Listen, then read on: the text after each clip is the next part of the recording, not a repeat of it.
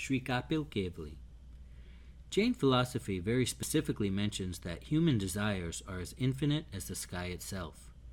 Muni Shri Kapil Kevali's life is one such rare instance of unique divine light that dawns on a person who abandons worldly life full of infinite desires.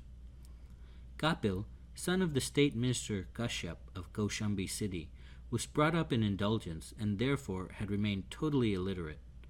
On seeing the palanquin of the learned state minister who had replaced Kapil's father, Kashyap, tears rolled down Shri Devi's eyes.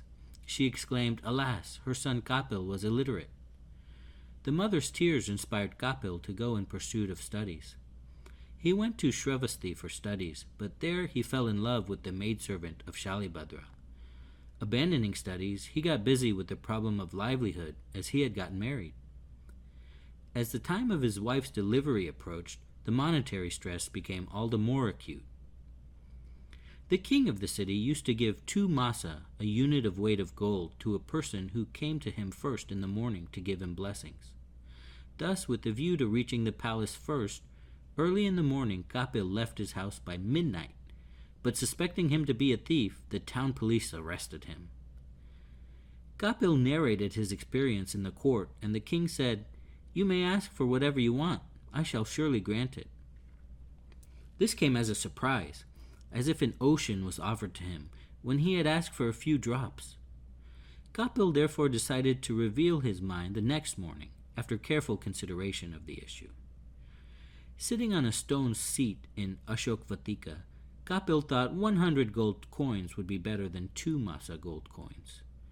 Then he thought 1 crore gold coins would be better.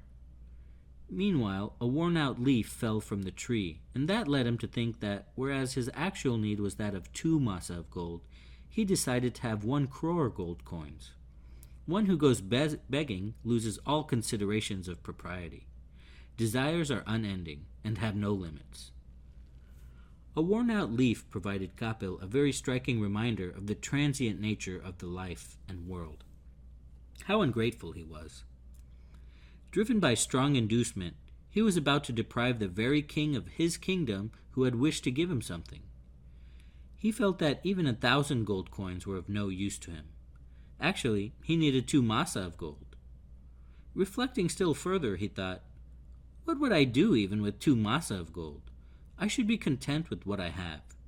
In contentment lies the real happiness." Greed has a slippery way, and yet the mind is tempted to go that way. Insatiety is what the mind inhales, and it exhales dissatisfaction. At the time when Kapil was deeply engrossed in such thoughts, he had the realization of Jatismaranyan, or memory of the past birth. Now attired as a monk, Kapil had gone to the king, who offered Kapil numerous and varied temptations, but despite all the offers, he remained as firm as the Meru mountain. Once, while Muni Kapil was on his way to Chorpali in the vicinity of Shravasti city, Balbhadra, chieftain of the robbers, asked him to sing a song. Kapil Muni sang the stories of the 8th chapter of Sri Uttartyan Sutra in such a touching tone and appealing tune of Drupadrag that it cleansed the wickedness of all 500 thieves, and they became averse to worldly desires and pleasures.